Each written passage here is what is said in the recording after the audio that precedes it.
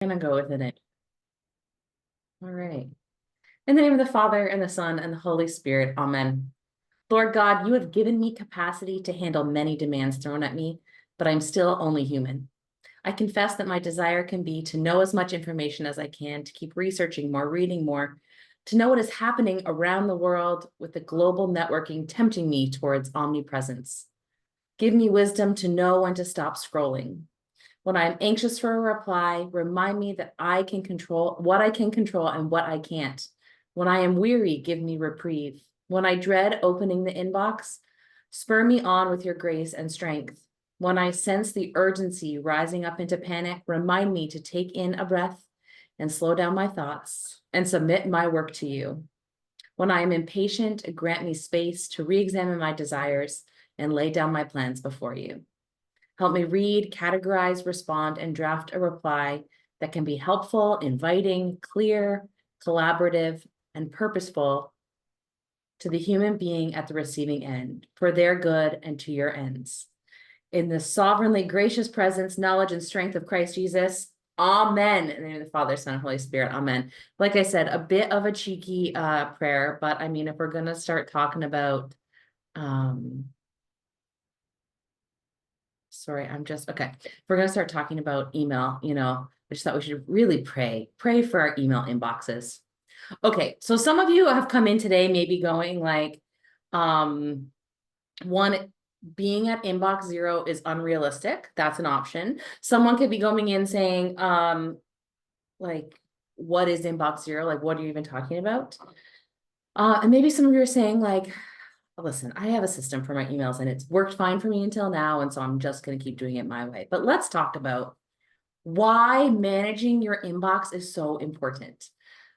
We, in this digital age, have become reliant on emails in our work.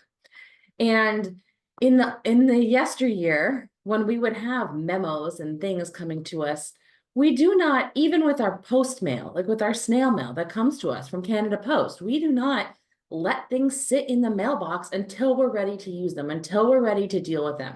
We don't shove things in and go, oh, that's just a flyer and I'm not going to shop at that store this week, so I don't even need to deal with that. I'll just shove that flyer to the back of my mailbox and never deal with it. Because as much as our email inboxes can seem limitless, there is a limit to some of them. Have you ever run into the Gmail? You're running out of storage. I have. They're not limitless. And also, this is ineffective in how we do our work and how we go through things. And so this jammed up email box is equivalent to this. And if you just don't innately get like anxious when you see the red bubble, I mean, if you're an Android user, I don't know what your bubble looks like, but on my iPhone, if I see a red bubble, like I feel like there is something I must take care of and it sits at me until I take care of it. So we're going to talk today about a method of effective email processing. And why do we need this? Because we want to eliminate these things. We want no more email anxiety. We want to improve our productivity. We want fewer distractions. We want to reduce our mental load. We want to improve our email reply time. And we want to minimize missed opportunities through email. Now, like I said, you might be saying, hey, I've got a system. I have a plan. Oh, someone's not muted. Who? I'm not sure what's going on there. Claire, can you make sure everyone's muted? I think it's probably maybe Joe. Joe, are you muted? Okay. So you might say, my email's fine. It comes in and I take care of it. I don't really need a system. I don't even get that many emails, maybe. This is for everyone, no matter how many emails you get. Maybe you're like, I have a system. If I need to deal with something, I just mark it as unread. And then I know that all the unread emails I need to take care of. Okay, we're going to get to that one. Or maybe you were like Bill Gates. Bill Gates, when he worked at Microsoft, purposely made sure that his emails were around 100 a day. He got 100 emails a day. And he did that by filtering who could contact him. Only people in Microsoft personnel, partner companies, or people he had prior correspondence to were allowed to email him. He had filters on. So maybe you can do this, but likely not, So why should we talk about this inbox 0 method? Inbox zero method is a system to triage your emails so there are zero or close to zero emails in your inbox. Because one thing that you can't really, unless you're Bill Gates, you can't really affect or change is how many emails come into your inbox. Sure, you can unsubscribe from like the mass mailers. You can limit, I guess, how many people get your email, but for a certain point, when you're working in a parish, when we're working in church things, like our emails are out there, it's a way people communicate with us. We cannot affect what comes into our email. All we can do really is effectively take care of them on our end once we have them. So this was originally introduced in 2006, the Inbox Zero method by productivity expert Merlin Mann. What a name, right? Merlin Mann. Anyways, he says that the zero isn't necessarily referencing the number of messages in an inbox, although it kind of is, but rather the amount of time an employee's brain is in his inbox. So if you were at our last webinar that I did, where I talked about time management and getting things done, in order to be the most productive that we can be, we want to minimize the amount of times we're remembering or processing the same information. So in the last webinar, if you missed it, we talked a little bit about writing things down and then processing things so that we're not just trying to remember all the things we have to do or the details of things, that it's somewhere else so we can reduce that mental load and know that it's somewhere we're going to come back to it to give our brains the working power to do other things. The same thing is true for this method of email. And unlike that read unread system, when you do that, you need to reprocess that email every time that you reopen it or every time you get to it in your list of emails. You need to go, oh yeah, what did I need to do with this again? Do I just need to read this? Do I need to do something with this?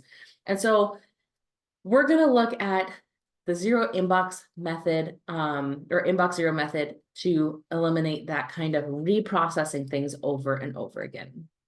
So there are some tenets to this method. Let's go through Merlin's articles of faith on the method, which I mean, it's a lot of faith in an email. We know we put faith in other things too, but let's talk about Merlin's articles of faith. Some messages are more equal than others. What he's really saying there is there are only a handful of emails that are important that come in a day. And we did not treat every email like it's a Christmas present that must be savored. Sometimes we look and it must go. And that is okay. We must be quick to delete or archive some of those emails. The next is that your time is priceless and widely limited. Few people have the time to respond to every email they receive or even read them all in detail. So accept that your workload exceeds your resources and slavishly guard your time. It's Merlin's words, not mine. Less can be so much more. So quit thinking that one-line email responses are rude. You're not helping anyone sending all of these wordy emails. This is part of our response tactics, and we're going to talk about that today too. When it comes to email, economy is key, at least for most messages. So, sometimes I can sit and agonize about how I'm going to word an email, especially a difficult email that I need to write. But sometimes we just need to put the information in words and send it away. We also need to lose the guilt about our email. Out of control email is bad enough. We don't need to make it worse by beating ourselves up because our inboxes are overflowing, or use it as like a badge of honor about how busy we are because our email inboxes are so crazy and we could never get to the end of them. We need to just forget that guilt and forget that kind of hubris, and just get busy cleaning up the mess. Lying to yourself doesn't empty an inbox. Learn to be honest and realistic about your true priorities and set time expectations. Developing a baseline gut check of what you really want to spend your time on. So those are the tenets of the system. And let's then look at what does it actually mean? Well, actionably, what does this mean for us? So we are going to look at 5 actions to triage your emails. In a triage, you determine if an email requires action or it does not. And really, when it comes down to it, when will you need this? So if there's no action, if this is something that, if this is something that is reference material or I needed to read it, now I know it, now it's gone. Those things, if there's no action needed on this, and I don't think I'll ever need it again, delete. If there is no action needed on this, and maybe someday I might need it, we're going to archive that. So in our emails, especially, I'm going to use Outlook as our system to talk about today because This is targeted to GWell employees and we use Outlook. So in Outlook, you can either delete an email where it goes to your deleted file, or you can archive it where it leaves your inbox, but it remains in your system of emails. And those are two different things. We're going to talk about them differently. But if you're ever in doubt, archive it. If you're like, I don't know, maybe I might need this coupon code for a sale that ends tomorrow, archive it. Sure, that's fine. Because reality, we're not actually worried about running out of space in our email. We'll leave that to IT to take care of. So action number one is delete/archive. So if we know that it does not need action, maybe someday we might need it, we can archive it, but we're going to get it out of the inbox. The next action we could take is to delegate it. Perhaps this is something that someone else should handle, or that someone else needs to know, and you don't necessarily need to retain it in your inbox. You're going to forward it. You're going to forward it to the person. Maybe you put a little sentence that says, hey, thought you should know about this. Hey, can you include this in the minutes of the next meeting? Hey, whatever. But once you do something with it, you forward it, and then guess what you do? Archive or delete it. You get rid of it. It's out of the inbox. The next thing is respond. If this is something you can just respond in a few lines without spending more than a couple of minutes on it, just respond immediately and then delete or archive. So if this is, we're going to get to some more clear examples of this, but if this is like, hey, can you have a meeting next week? Yep, I can have a meeting next week. Just respond and get it out. Then it's done. And what will happen is maybe it's a conversation. Where someone asks you a question and you're going to respond and answer the question, and you know they're going to come back with you with more. You know what's great? When they respond, it's going to come back into your inbox. So you don't need to leave it to sit and wait there. Although I will show you as a trick, if you are needing to put something in a place where you need to remember it again someday. So we're going to talk about that. Let's talk about that now, kind of. Defer. So if a response requires more than a few minutes of work, or will take a little bit, you're going to defer your response or your action on that item by snoozing. And again, I will show you into some detail in my example portion of how we do that. But if you're going to work on something that takes more time today, leave it in your inbox. But if it's going to be set for another day, you are going to snooze it until that day. And like I said, I'll give you some examples of that soon. Finally, do. If there's something that can be done, if it's not response, we talked about response already, but maybe it's, hey, can you send me over? I mean, that's kind of a response, but there are a lot of actions where you're like, can you just do this? Can you book the place? Can you do the thing? Just do it and then archive it. So we're gonna do our best to do anything that's less than 2 minutes. If an email requires 2 minutes or more of our attention, we're gonna do it now and then archive it away. If it takes more than that, we're either going to, if we're going to do it today, you can leave it in your inbox. If you're going to do it another day, we're going to defer it or snooze it. You might remember, if you're at the last webinar that I did, we talked about the Eisenhower matrix. Sometimes we can confuse urgent and important, and this is especially true when it comes to emails. Urgency and importance are not the same thing. Urgent means we need to deal with it soon, now. Important means that it's important. It has a lot of value, but it does not necessarily need to be done exactly at this moment. And sometimes what we do with important emails is we place urgency on them where it is not necessarily there. So we'll go, oh, this is really important. I can't miss it. I got to keep it, at the top of my mind. And so we leave it. We leave it in the inbox, or we leave it somewhere where we're always reminded because we got to do it. We can't forget about it. We actually don't need to do it right away. So like we did for all of our time management things, when we're talking about emails, we can use the same matrix. If it is urgent and important, we're going to do it right now. It's going to be priority for what we do today. If it's important but not urgent, we're going to schedule that. We're going to put that to a time when we have the time to do it, or before it meets that urgency deadline. If it's urgent and not important, we're going to delegate it or decide how far we're going to go with it. Something that's fast, we're just going to, it potentially could be a do it or potentially delegate it. If it's not important and it's not urgent, goodbye. Archive. Maybe someday I will do this. Or put it in a maybe someday list, and that we can talk about too. Okay, if you have any questions as I'm rolling along here today, I invite you to put them in the chat or put them in the Q&A box. And I said this as we were waiting and I didn't get any responses, so I'm going to throw it out there again. I would love to know how many emails you currently have in your inbox. So if you're just sitting there listening to this as you're plugging away at other things, which I hope you are, check your email inbox and just throw in the chat how many emails you currently have in your inbox. Just, to ease my curiosity. Okay, next. To folder or not to folder? That is the question. So we know that one of the common ways to organize our emails is to put them into files or folders or categorize them some way, right? We're filing the emails. This is an email about the Equipping the Saints Commission. That goes in the Equipping the Saints folder. This is an email about the staff meetings. That goes in that folder. This is an email about baptism. That goes in a baptism folder.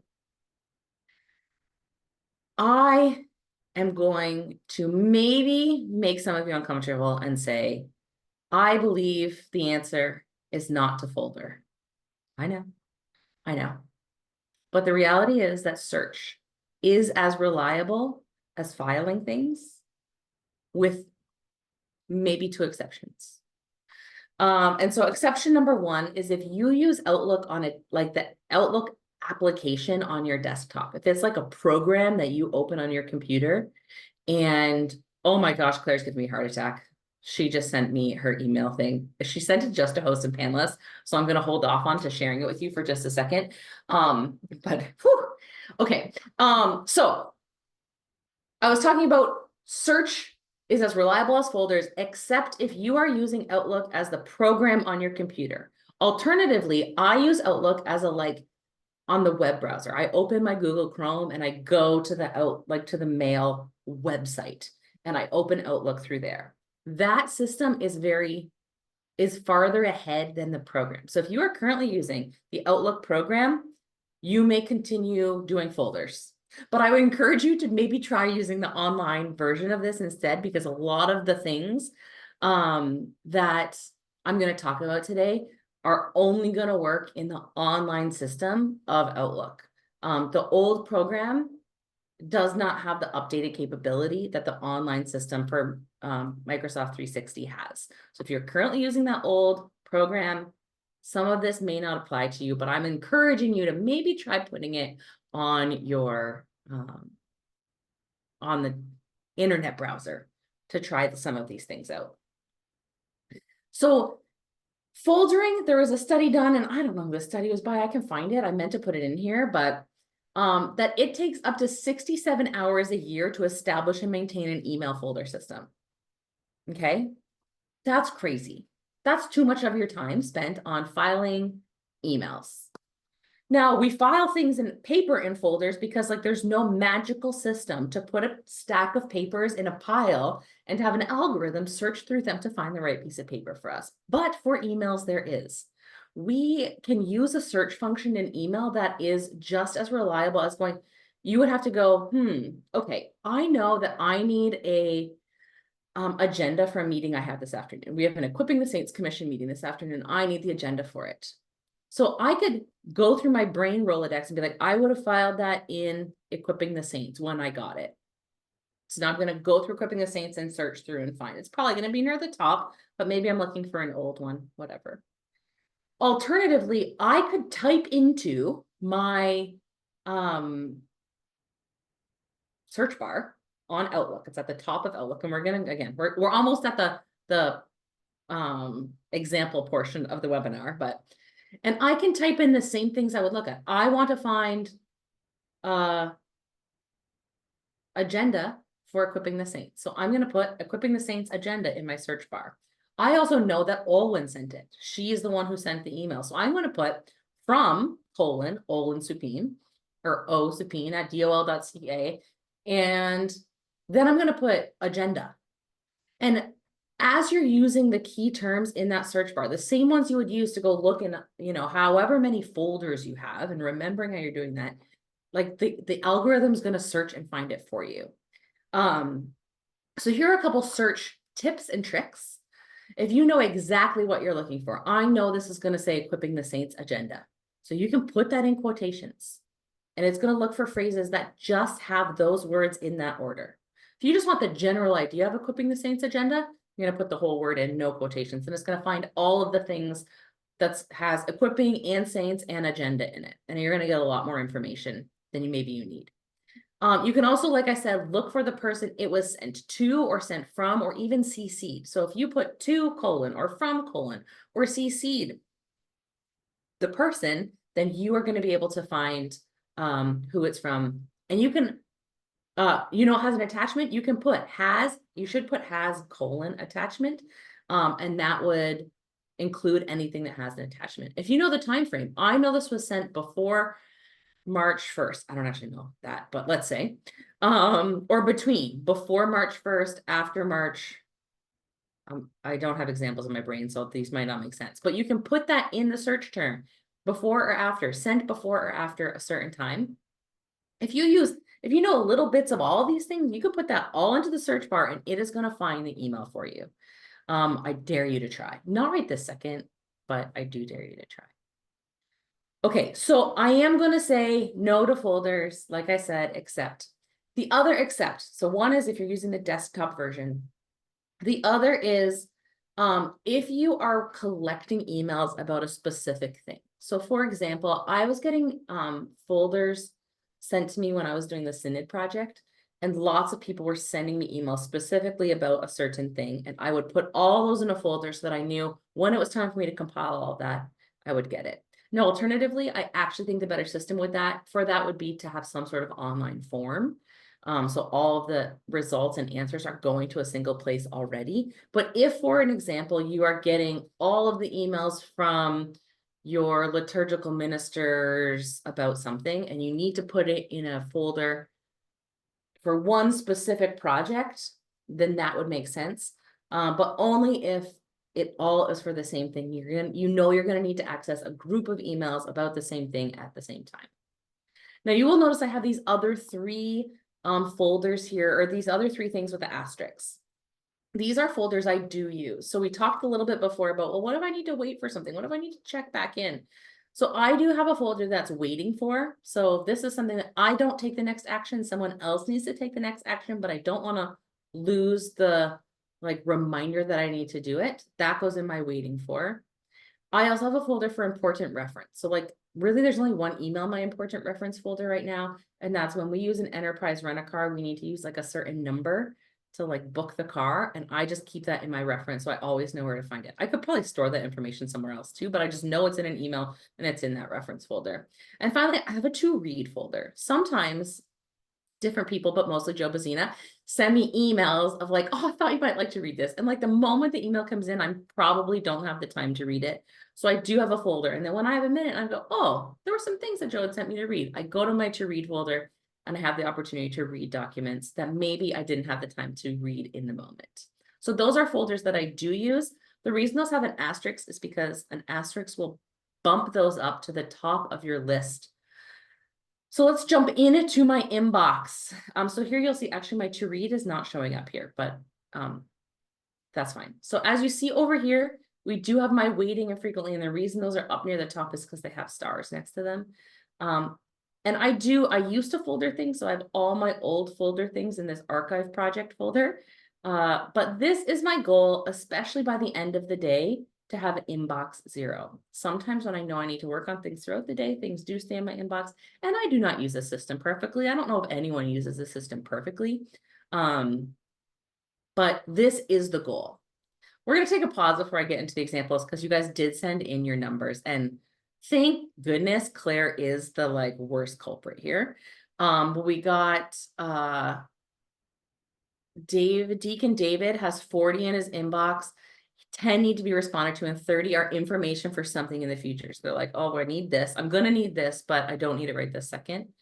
Let's see. Someone has, I think this may be Joe, has 227 in inbox and 63 unread. Doesn't that just give you anxiety? Every time you open it, there's so much to do. 70 in inbox, but some are nested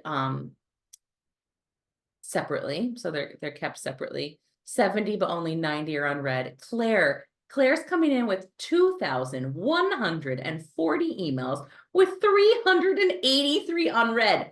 How do you possibly know?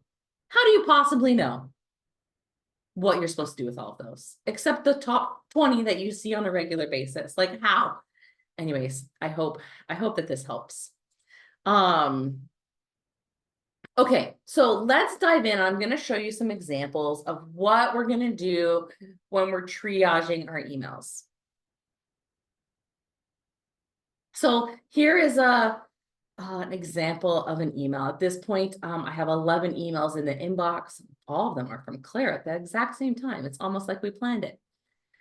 So we're going to go through and we're going to go through, okay, what will we do to triage these emails? So here is the top one. Meeting agenda. Hey, this is the agenda for our meeting next Thursday. Great. I might look at it right this moment and go, okay, cool. I know what we need to do. But I have nothing to do for this email except or for this meeting except show up. So I am going to, I don't care about this agenda until next Thursday. So the thing I'm going to do, am I going to delete or archive, delegate, respond, defer, or do? This one is a defer. So as you can see where this red box is, this is the snooze button on Outlook. You can also use the shortcut B. So if you are just sitting in your inbox, you could hit the letter B and it's automatically going to bring up the opportunity to snooze the email. So I know that I don't need this until next Thursday. So I'm going to either hit this little snooze button or I'm going to click B on my keyboard for a shortcut. I don't need anything else, just the letter B. And it's going to pop up, when do you want to do this? Later today, tomorrow. I'm going to choose a date because I know I don't need it till next Thursday. So I'm going to come here and then I click on March 28th and save. And that email is snoozed. And on March 28th at 8 a.m., that email is going to show back up in my inbox. And I know I have to deal with it that day because that's the day of the meeting. Okay, let's look at this next one. This next one's a long email. We're going to revisit this later when we talk a little bit more about email hygiene. This is a lot of words. And if I had the pleasure of actually writing it, Claire didn't write it, but I happen to know that deep in here, this, hey, hello, hi, how are you? Hope you're well. Did you watch the Oscars? What do you think? My vacation was great. I've been thinking about something important. I want to give you context. I actually literally just repeated that sentence a few times to see if I could really mess you up. I'm concerned with this really important thing. I think I have the perfect solution. I'm going to bury it in this paragraph, so you'll probably never find it. Here's the idea. Unlimited chocolate peanut butter ice cream for all diocesan employees named Cassandra. I think it's the most important new thing we can be working on. I'm not sure what to do about it, but here are all my thoughts. The email goes on to say, thanks, Claire. Okay, so what do we do with an email like this? This is an email with a lot of mumbo jumbo, but mostly it's saying I have an idea. I don't know what to do with it. Well, I don't know what to do with it. One, I think it's a great idea, only if it's Haagen-Dazs chocolate peanut butter ice cream. But what am I going to do with this? You know what I need to do? I need to clarify what Claire is asking of me, because okay, here are my thoughts. What do you want me to do about it, Claire? So I'm going to reply to this. That's the action I'm going to take. I'm going to respond to this because I don't want to archive it. Like maybe she thinks that she says this is the most important new thing we can be working on. How does that affect me? I don't know. I can't really delegate it back to her. She's emailing it to just me. I'm not going to defer it. There's no timeline for when I would research peanut butter ice cream giveaways. And there's nothing for me to do yet. The only thing I can really do right now is respond and say, hey, Claire, is this something you want my thoughts on in writing? Or are you hoping we talk about it in a meeting? Thanks. Like, what do you want me to do with this? I didn't take a long time to draft a lengthy reply. I'm asking her, what the heck do you want me to do? If then she responds to me and says, oh yes, can you please draft a document on why you think this is important? Then that's an action item for me to do, but that's a different email. If she says, oh yeah, can we set up a meeting next Thursday? No, I'm sorry, we already have the other meeting. You sent me the agenda 2 minutes ago. But then I can respond to her and say, yes, we can have a meeting. So knowing what action item, and this comes a lot from the last webinar. If you missed that last webinar, I really encourage you to go back and watch it. This is about what is the action item that needs to be taken on this email. For this one, it is, I don't know. I don't know what the action is. So I'm going to respond to clarify. And then when I'm done that, I'm waiting for her response, so I'm going to archive it because the next time this needs to come into my brain is when Claire brings it up again. Okay, this one is just a forward. Hey, here's some new resources. She didn't even write anything. It's a forward of, I know that there's a link or there was an attachment here, and I'm going to read it sometime, but not right this second. So I'm going to put it in that to read file. Okay, this is great. I'm going to come back to it, but it is not, maybe I'll take a gander at it real quickly and go, yeah, this is cool, but it's not something I need right now. I'm going to read it. Excuse me at another time. Man, I drank an energy drink before we started today. I don't know if you can tell, but anyways, okay. Okay, next one. Oh, looks, I didn't actually archive this one yet. I'll probably go back and do that. Here's another one from Claire. Oh, it's like she learned how to write an email. This one says, the subject line of that other one was, hey. The subject line of this one is new ice cream idea, input required. Hey, I have a new idea, free chocolate peanut butter ice cream for all employees named Cassandra. Can you help me work out the kinks on this? Any roadblocks or benefits you see would be helpful. Are you able to discuss Friday at 3 o'clock? I'll bring some ice cream. Yes, I would respond to this and say, sure, oops. Sure, I'll be there Friday at 3. You bring the ice cream. So again, and maybe I know this one actually is yes. My one action would be yes, respond to this and tell her I can be at the meeting at 3 o'clock on Friday. But she also wants me to know what the kinks are. Do I see roadblocks or benefits? So I'm going to need to do some thinking on this before we go to that meeting. So I know I want to prep this for sometime next week. I don't have time this week to like work out the kinks on the chocolate peanut butter ice cream idea, but I am next week. So I'm going to snooze this to next week. Monday I have time and I'm going to snooze it to Monday and I can deal with it then. So I didn't go through all of these. Some of these would be full deletes, right? Okay, 15% off Catholic, delete. I might read the Office of Evangelization and Catechesis and then archive. Ascension, I might open it up and see what confirmation prep for the next. I don't know what that is. Take a look. It doesn't really apply to me. Archive. How did the hospitality ministry webinar go? I might respond to that, or I might not. I might just archive it. There is another one here that I use often, and this is a link for a Zoom. So I signed up for a webinar in June. You can't really see this, it's really little, but it's June 19th, 2024. You know what I did when I got the link for that webinar? I mean, I put it on my calendar, but I also just snooze this email to June 19th, 2024. So that when I get to that day and I know I have a webinar that day, the link for that webinar is just going to pop up in my email that day. And I'm not going to need to go back and search for it or copy and paste it somewhere else. It's just going to show up for me on the day that I need it. So what we're really trying to do is to make the decision on what we need to do with an email in a like specific way. We're setting aside the time when we triage our email to decide what we're doing with the input that we've gotten. And that means hopefully deleting a whole bunch of it or archiving it, taking action on the things that need action right away and deferring the things or delegating the things that do not need our time and attention right away. In the online version of Outlook, you can use these keyboard shortcuts to do things really quickly. So when I am archiving emails, my brain does not like, okay, I'm typing an email, then I go to the next or clicking over and moving our mouse all around. I am just going through and using the shortcuts that I know because I use them all the time. That's an empty, get rid of. Oh, snooze that one. R reply, put it in a folder if you really want to folder it. Mark it as junk, mark it as read or unread. I almost never use those, but I put them on here in case you really want to know. But using these shortcuts helps limit the distractions. They seem like little, right? The idea of moving around, moving your keyboard or moving your mouse around or going from keyboard to mouse. But that does just add to the time of managing all of it. So I find keyboard shortcuts really helpful when I'm triaging my emails.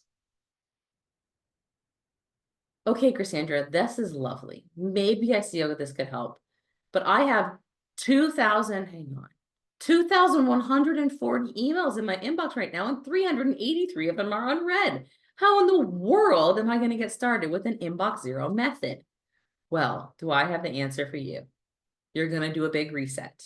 And this happens for anyone, whether you have 70 or 5 or 127. You're gonna do a big reset of your email.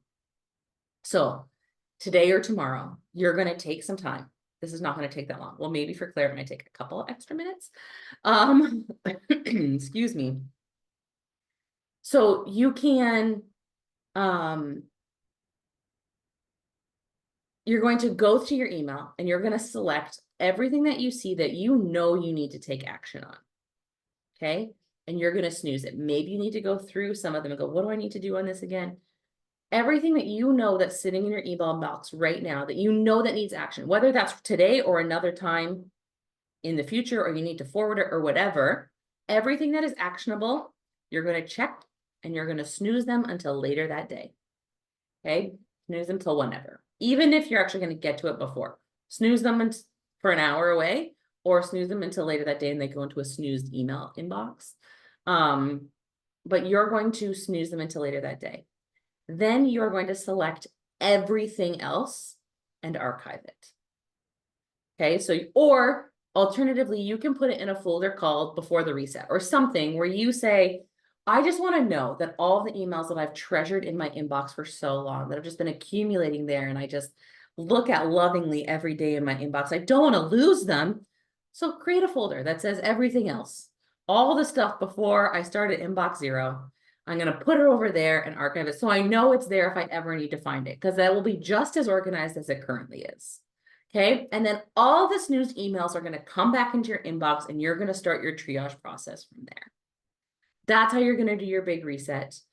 So for someone who maybe like someone named Joe, maybe, who I think keeps unread emails as I know these are the emails that I need to respond or do something with, you're going to snooze those. You're going to archive everything else.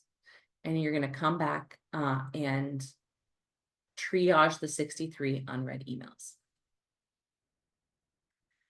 Okay, Cassandra, we did the big reset. Now what? Now we have to maintain this. What does it look like to have healthy email practices? And we talked a little bit about this in the time management webinar as well, about not having your email open all the time. And one of the ways that I like to use my email, especially when I'm doing deep work or when I'm trying to like time block and get something done, when I'm in that kind of work mode, my email is not open. I use the 30-20 rule for the most part. Maybe not perfectly, because sometimes I don't do 3 a day. But the idea is that you take 3 times a day where you process your emails. Okay, so you're not looking at them every one as they come in. You're going to take 3 times a day, first thing in the morning, or maybe not first thing in the morning. Maybe you do really good deep work first thing in the morning, and you're actually not going to check your emails until 10 o'clock. I don't care. You do it however works for you. You're going to set 3 times a day where you know you're setting your emails. And when you start this, put it in your calendar. Put a recurring meeting in your calendar, email processing time. Give yourself 20 minutes and schedule yourself. This is my email processing time. And you're going to take 20 minutes per session and triage those emails. You're going to do what can be done in 2 minutes. You're going to defer. You're going to delegate. You're going to archive. And you're going to do as much as you can or respond to as much as you can in that time. The rest of the day, you're going to ignore your email. I know that's scary for some people because we think of email as this lifeline between people, but it is not the only mode of communication, and it should not be the mode of communication for urgency. There are other modes of communication that we can use for urgency. I am going to get to that in a moment, so we'll circle back. Someone in the chat put, in my defense, I file, and some of them are ambiguous. These are the emails in the inbox. I just need to make decisions on them. Yes, that's what this method is all about, that at some point you just need to make a decision. And sometimes that decision is archive it. And then when it pops back into my brain at some point, I go, oh, I wish I'd done something about that. Then it's there. You can search it. You can find it. The only things I've ever had a problem searching are when someone sends me a scan from the like photocopier. So if someone like sends me a document that was scanned from the photocopier, and you get it, you know, when you get it sent directly from the photocopier and it's just as like scan 7B2DX, like 17 characters. There's not a good way to search, to make that searchable. So those ones I do either like save another way, you know, I put them in a different platform, or you like, I try to remember, I might not be able to find this now, like, again, you could like forward it to yourself with a title on it. But those are the only things that I've ever had problems searching for when I'm going back to find an old email. Okay, let's talk a little bit more about our email hygiene and writing good emails. So this is part of the zero inbox method where Mann talks about, you know, we don't need to be flowery in all of our emails. Maybe there are some emails that are more difficult, want to add an extra cushion to, and I understand. But for the most part, we need to remove the idea that we want to be not rude in emails. This email may not get read.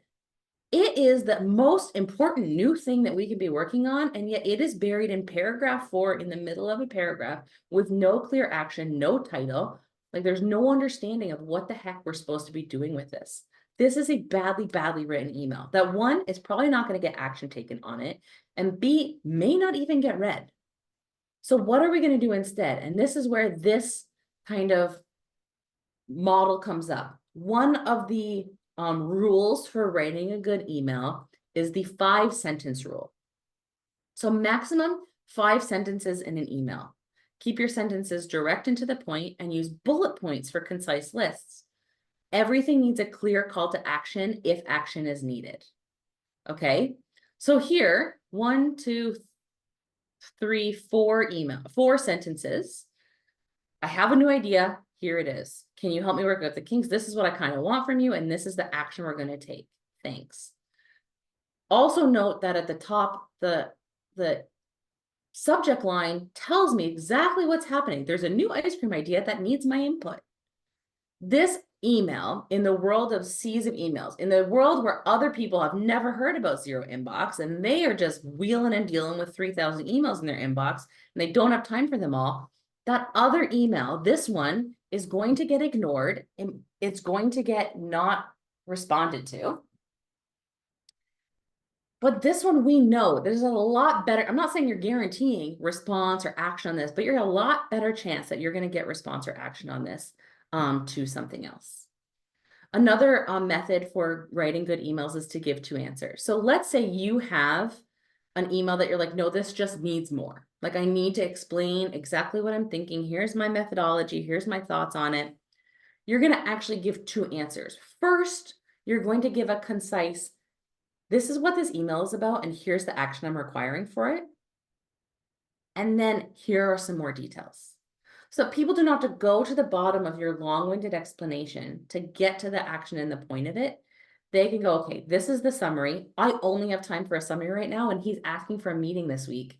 I can do that.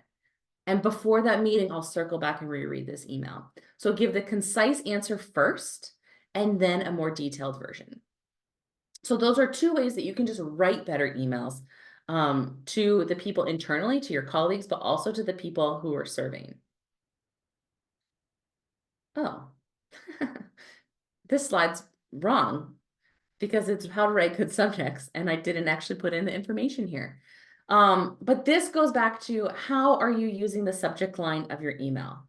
What is this about, and what do you need from me? And so this is important when people are triaging their emails, whether they're doing it in this model or a different model that's not quite as effective, that they can see exactly from the subject what you're asking. You know what else this does? It makes writing good subjects makes your emails so much more searchable, so people can find them. We want to help make the email hygiene of other people's emails easier to find and look for. I know, oh, that was an idea about ice cream. I can type in ice cream idea and I'm going to find that email. I know it came from Claire. So we're going to use good subjects when we're writing emails. 1, so that we can hopefully get better responses and get better attention on the emails we're writing people. But 2, so that we can help other people search their emails. Okay. This may be hard because you work in a team and you may not be the leader of this team. But part of email hygiene is making sure that we are using the right channels for the right things. Okay, so we are going to use email if any of the following are true. If you're asking for someone to do something that will take them more than 30 seconds, if you're asking them to do something, you're going to send them an email, maybe 2 minutes. If you're sharing information that you expect others to read, you're going to email them. If you are writing an important message that will benefit from like structure and bullet points and images and, bolding and all that stuff, you're going to put in an email. And if you're okay with a response within 1 day, around 24 hours, business day, you're going to send an email. If any of those are true, email is the right thing. Alternatively, and I think this may take some galvanizing with the people around you, but I would suggest that if any of the following are true, then Teams is actually the right way to communicate. If your message is quick, it will only take 30 seconds to read or respond. Today, Olin and I were trying to set up a meeting. We were looking for a location, and it was way easier for us to be chatting back and forth on Teams about this than emailing back and forth, or potentially we could have called each other, but we needed to follow up on things between. So chat was actually the right method or the right channel for us to have that conversation. If you are not exactly sure who to ask, and you can put it in a group chat. Hey, pastoral services team, I need help on this. Who should I go to? What should I do? You can put something in a group chat on Teams if you don't know exactly who you should be contacting, rather than emailing everyone and putting an email in everybody's inbox that half of the people on that email are not going to need to worry about. Or if you're looking for a response within about 3 hours, if you want a more timely response, Teams is usually the way to go. But you want that response to be something that's quick. If it's something that you need a long response on and you want it done in 3 hours, then that might not be realistic. If, however, this is urgent, then either you need to get up and find that person in your office, or you need to call them. So if you're looking for something that's a little more in depth and that you want urgency on, you want something dealt with in the next 5 minutes, 1 hour, 3 hours, then the right channel is actually the good old fashioned telephone. Although, have you seen the TikToks where they ask the kids how they answer telephone and they go like this? Weird. Finally, for email hygiene, one of the things that you can do to help manage your email better is to create templates. So you are not rewriting the same emails over and over again. Maybe it's to couples who request a wedding. You have an email that you send them as a follow-up. Maybe it's confirmation details that you are sending over and over and over again. Maybe it's event reminders. You will remind people of an event because it only happens every other month, and so you always send a reminder. I use this especially for a program like when I'm doing Called and Gifted. I have the same email that I use every time I run that program that I send to my members. Hey, we're 1 week away from your first thing. Here's what you should do. I have that saved and I send the same email every time. So that even it's not like within a day, I'm not sending that same email, 3 times a week, but I am sending that email 3 times a year. And I do not want to recreate that email every time I need to do it. Outlook does not have a great template feature. They just don't sync up well. And I have not found it to be the best way to actually use a built-in template within the Outlook program. What I just do is I use OneNote, or you can even use a Word document, anywhere where you can just put the body of the email that you're going to refer to over and over again in a place where you can copy and paste it over. Always make sure that the changeable information is like all caps, bold, colored, so you don't do like the copy paste error where, hello, Susan, and you're emailing Bobby now, but create templates for emails that you send over and over again. And again, not the ones that you necessarily send once over and over again in a week, but it could be multiple times a year or things like that. Okay. Big review.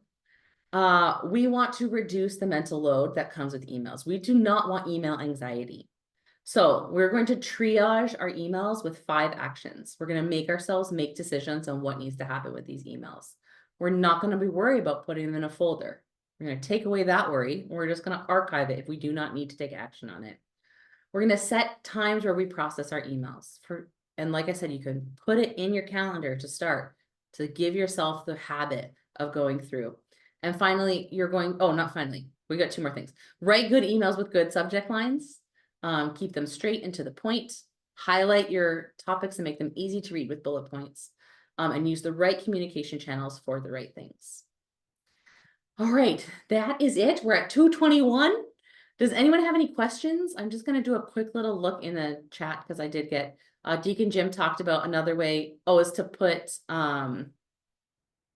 the link for like a meeting or something in the calendar, like the calendar appointment, which works if you're the one who set up the appointment. But if someone else set up the appointment but there's not the link there, sometimes it's hard to do that. But yes, you can also plop the link into your calendar note, and then you don't have to worry about that email again. You can delete it. Yeah, and Deacon David, look at the deacons here with good ideas. I use templates as well. All of mine are in a Word doc. I just copy the correct one into the email that's needed. So we're not spending our time rewriting the same emails we use over and over again. Does anyone else have any other questions? Questions about emails or problems, specific problems that you run into?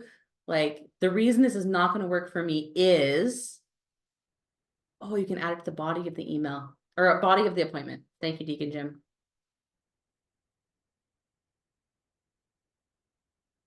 I'll give this like 1 or 2 more seconds here of if you've got something, Cassandra, this will not work for me because I can't do this. What's the holdup? What's the roadblock of you getting yourself to inbox 0? I promise that when you like get this on a regular basis, where is it? This right here. All done for the day. Enjoy your empty inbox. Oh, so great. I've never seen that. You've never seen that. Yeah. Deacon Jim just says it does work. He's done it for a while. Yay, Deacon Jim. Okay, I'm going to stop my share. Oh, wait a minute. There was another question. Hang on. How come, the question is, how come only those named Cassandra will get free ice cream? I wanted. That wasn't the idea. Yeah, was your idea. It was. Let's be honest, it was. True. All right. Well, I have some work to do. This is hard for me. I'm always just afraid. I know it like gives you anxiety that I have 383 unread emails. It gives me anxiety to archive things because I'm afraid I'm going to miss something. So, but what's the difference of it living in the archive than living in the 1000th version? I don't know. I don't have an answer for that. Emails. Okay. I don't have an answer for that. All right. I start this and then I fall off the wagon. So you got to do the big reset. The big reset. I will do the big reset. All right. Okay. All right. I'll come in and do the big reset. Cassandra, would you like to talk about what your next webinar is going to be? Oh, yes. I'm excited for the next one. We are going to talk about using AI at work. How can we use AI to help us, not fight against us? And some like really good tips and tricks for ways that AI can help us, ways that we can really affect what we put into AI to get the right things out, and then how we can use it. Well, anyways, lots of things about AI. That will be on April 18th. Ironically, I was just telling someone this morning, I actually used AI because we have adult to child ratio called Gifted and Sent. And as we're rewriting the document, somebody pointed out that it's not particularly clear because we have the 2 deep rule. So if we have a 1:6 ratio, it doesn't make it clear that you still need 2 people if there's only 6 kids, right? So you need 2 people if there's 6 kids or 12 kids, you need 2 people. And my brain could not compute how to make this make sense in a brief little chart. And so I typed it into ChatGPT and it came up with this lovely little graphic that I'm hoping is more clear than something I could do. So I look forward to that. All right, folks, thanks. This video, the recording of this will be online probably Friday, but for sure on Monday. And you can certainly share it, watch it in 2 times speed, all those kinds of things. Cassandra, can we also get the shortcuts in a file to attach to that? Yes. Great. All right. Thanks, everybody. Have a great week. Oh, the last, somebody's asking about the last webinar, the last. Time well webinar, spent. Time well spent. And again, that is available at dol.ca. If you go to /simple-solutions, let me just. I just sent it to Joe only, not to everyone. Okay, simple-solutions. The nice thing is, as somebody said, is you can then watch the videos at 1.5 speed because they're all YouTube. And so, you know, if you can do that 2 times and an energy drink, that's true. Today was an energy drink day, so yeah, maybe it's gonna be 1.5 speed only. Yeah. Anyway, yeah, useful information. This is something Cassandra's very good at, and she has a lot to teach her mom even. So, all right. Thanks everybody. Have a good week. Have a very blessed Holy Week. Talk to you soon.